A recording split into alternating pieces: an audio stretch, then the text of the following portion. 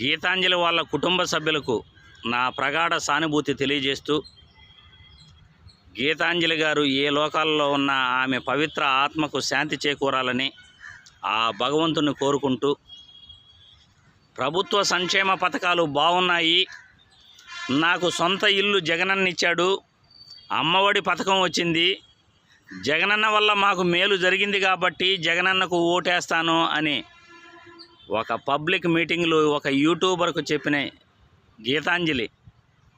Social మీడియాలో వస్తున్న trolling చూసి కొన్ని అల్లరి మోకలు, జనసేన టీడీపీకి చెందిన కొన్ని అల్లరి మోకలు నోటికొచ్చినట్లు కామెంట్లు పెడితే మనస్తాపానికి గురై వివాహిత ఆ గీతాంజలి ఆత్మహత్య చేసుకుంది. మీరు పెట్టే కామెంట్ల వల్ల ఒక మహిళ ఆత్మహత్య చేసుకుంది. సోషల్ మీడియాలో